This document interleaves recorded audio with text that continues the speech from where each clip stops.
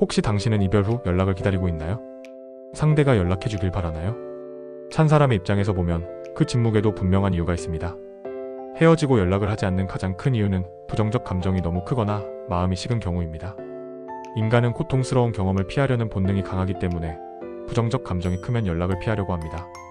또 마음이 식은 경우는 더 이상 상대에게 감정적인 끌림이나 애착이 없기 때문에 연락할 이유 자체를 느끼지 못합니다. 그러나 이별 후 연락하지 않는 모든 경우가 이것만으론 설명되지는 않습니다. 어느 정도 감정은 남아있음에도 연락을 하지 않는 경우도 있으니까요. 보통 사람들은 인지적 부조화를 피하려고 연락을 하지 않기도 합니다. 내가 이별을 선택했는데 다시 연락을 하면 내 결정이 흔들렸다는 신호가 되기 때문입니다. 그 순간 자신이 내린 선택을 정당화할 수 없게 되고 스스로를 죄책감과 혼란에 빠뜨릴 수 있습니다. 그래서 해서 연락하지 않음으로써 내가 내린 결정이 옳았다는 확신을 유지하려고 합니다. 또한 연락을 하지 않는 것은 상대에게 남아있는 기대감을 줄이려는 심리적 방어일 수도 있습니다. 혹시나 하는 마음을 남기면 상대가 더 아프다는 것을 알게 오히려 단호하게 끊는 것이 상대를 위한 선택이라고 합리화하기도 합니다. 그리고 찬 사람도 자신의 감정을 정리할 시간이 필요합니다. 이별을 말한 쪽이라고 해서 곧바로 자유로워지는 것이 아닙니다. 후회, 미안함, 그리고 홀가분함이 뒤섞인 복잡한 감정 속에서 다시 흔들리지 않기 위해 연락을 하지 않는 경우도 있습니다.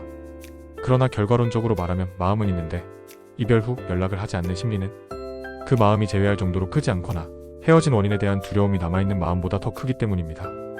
그렇다면 상대가 다시 이별 후 연락을 하게 만들려면 어떻게 해야 할까요? 역설적으로 지금은 상대를 더 붙잡거나 설득하려는 태도가 오히려 부정적 감정을 키울 수 있습니다. 상대의 마음속 부정적인 기억이 희미해지고 잔잔하게 남아있는 긍정적인 기억이 올라올 때 비로소 연락은 다시 시작될 수 있습니다. 따라서 지금 가장 중요한 것은 상대를 조급하게 만들지 않고 스스로의 삶을 차분히 가꾸는 것입니다.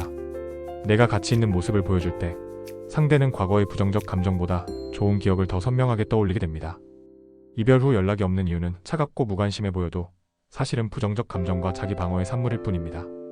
그 감정을 억지로 흔들려 하기보다는 시간을 두고 내 마음을 다 잡는 것, 그것이 오히려 연락이 다시 오게 만드는 가장 현명한 방법일 수 있습니다. 물론 예외 법칙은 항상 존재합니다.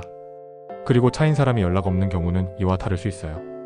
기회가 되면 차인 사람 입장에서 이별 후 연락 없는 이유에 대해서도 알려드릴게요. 오늘 영상이 도움이 됐다면 좋아요와 구독 잊지 마시고요. 궁금한 점이 있거나 다른 의견이 있다면 댓글 남겨주세요.